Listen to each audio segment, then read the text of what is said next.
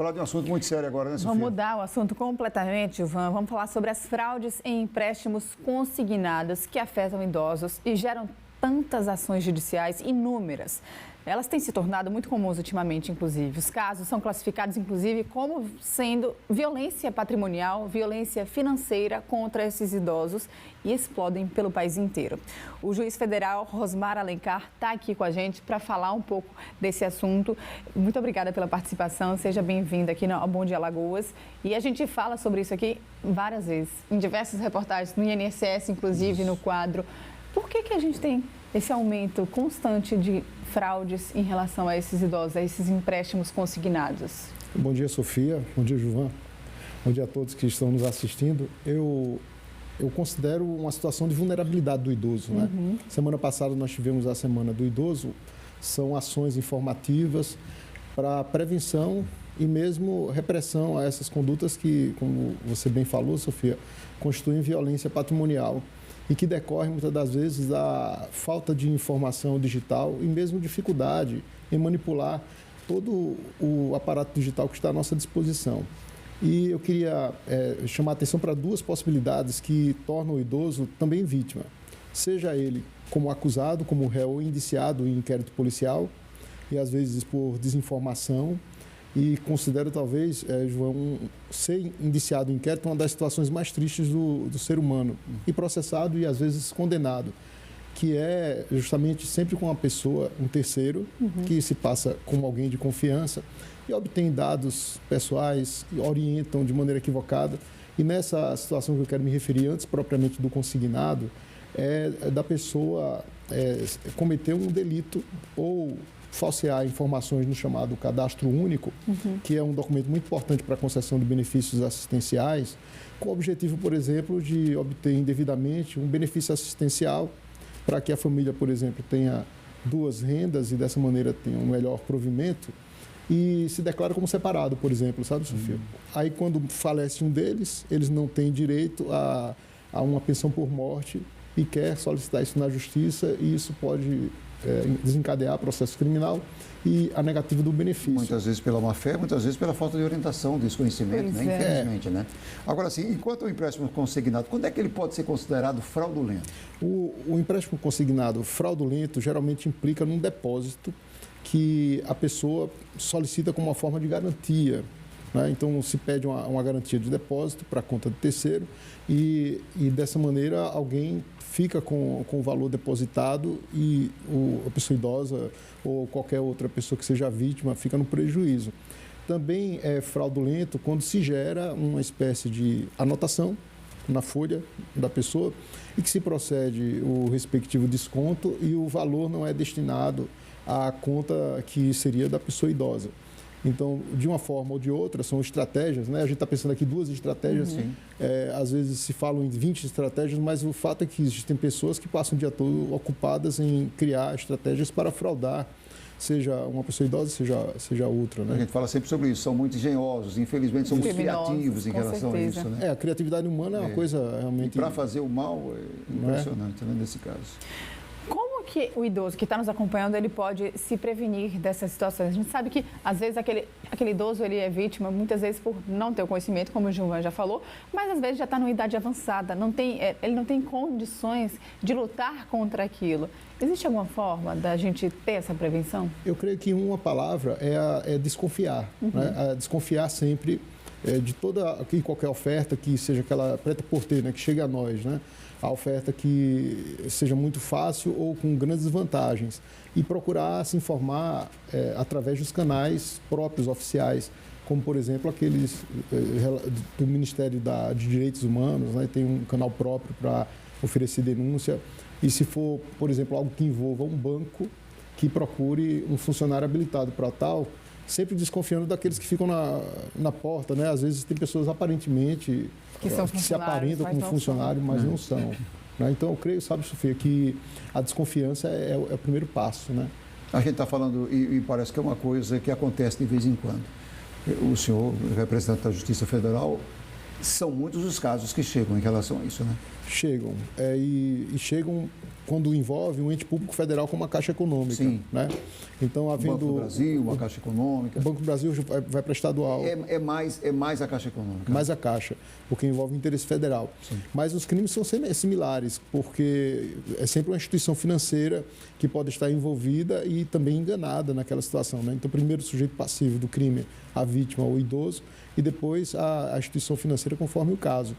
E essas situações chegam, né, como colocando a instituição financeira como também um réu naquele processo cível para obtenção de ressarcimento e, no caso do processo criminal, a pessoa idosa, caso ela tenha incorrido em falsificação de documentos ou obtenção indevida, né?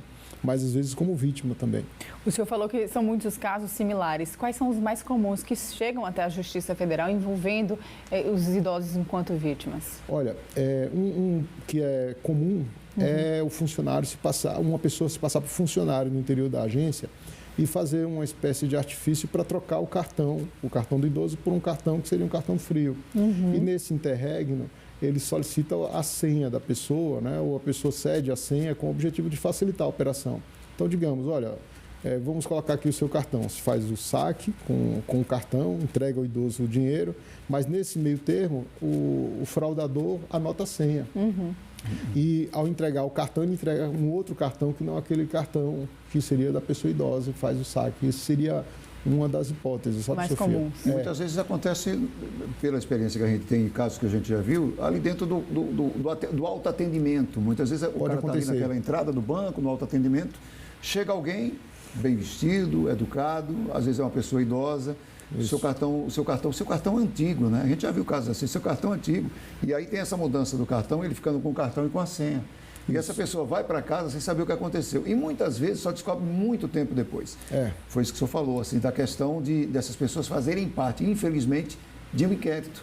Às vezes como vítima e muitas vezes como sendo associado a esse tipo de crime, o que é muito, muito ruim para uma pessoa já idosa, né? Que não tem essa defesa, que não tem essa informação. Seria um desastre, né? O outro caso que eu queria mencionar é perante os nossos aparelhos celulares.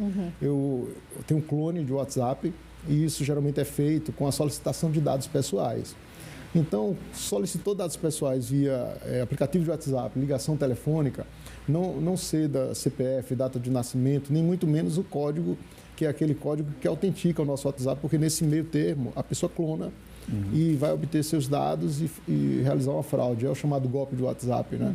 E também clicar em links, sabe, João? Os links que são enviados a nós, não clicar em links desconhecidos, porque geralmente os órgãos não enviam esse tipo de e-mail. E antigamente era e-mail, as pessoas ainda usam bastante e-mail, mas hoje é principalmente pelo WhatsApp. Manda um ícone lá, manda um link através do WhatsApp e as pessoas vão tentar esse acesso. É verdade. E quais são os desfechos mais comuns quando esses casos chegam à justiça? Geralmente, a cobrança de ressarcimento perante o órgão bancário, o órgão financeiro. Independente do resultado, de como aconteceu aquele crime. E aqui vem um detalhe bem sutil. Quando a pessoa insere a senha ou cede dados que seriam dados próprios, pessoais, geralmente as decisões judiciais se manifestam pelo não ressarcimento da pessoa idosa, porque nós temos nas mãos as senhas e não devemos ceder, elas são intransferíveis. Pessoais, né? Intransferíveis. Então, procurar os meios de não fornecer esses elementos próprios, né, pessoais, que são reservados a nós, e procurar a informação com pessoas que a gente possa confiar. A Justiça Federal, é claro que trabalha com dados, trabalha exatamente com o resultado do que aconteceu, mas tem que ter acessibilidade, muitas vezes, de saber que aquela pessoa foi ingênua ao passar e a fazer parte de tudo aquilo, né? Isso é levado em consideração? É levado. Existe sempre aquele aparato que já está decidido, né, as decisões judiciais, mas existe o espaço em que a formação da decisão depende do juiz que perceber as peculiaridades, as particularidades do caso, né? Então, pode ser que em algumas situações se justifique e se perceba a relação de causalidade. Foi usada, né? Foi usada uma relação de causalidade do banco, né? Mas para isso é necessário que se demonstre que houve um equívoco da instituição financeira também. A gente falou muito sobre esses casos em que, por exemplo, desconhecidos acabam fazendo com que os idosos sejam vítimas. Mas e quando esse idoso é vítima, por exemplo, de um curador, daquela pessoa que está ali no dia a dia, de um parente, que é de confiança, ou de um neto, que às vezes só está ali fazendo realmente esse crime de violência financeira com aquele idoso? Isso, e às vezes de uma situação quase que você não tem como controlar ou ter ciência, porque tem pessoas que estão em situação de vulnerabilidade completa, né?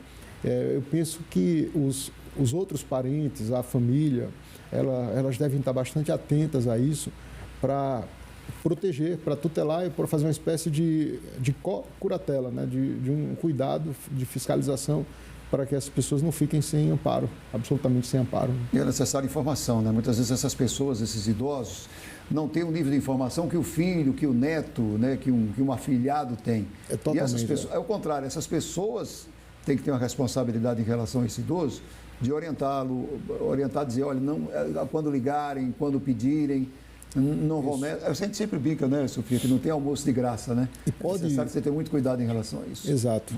E acho que não custa lembrar, né, existem sanções, inclusive por crime, daqueles que fazem a gestão do patrimônio do idoso por não cuidar adequadamente ou por causar uma lesão ao patrimônio, sabe?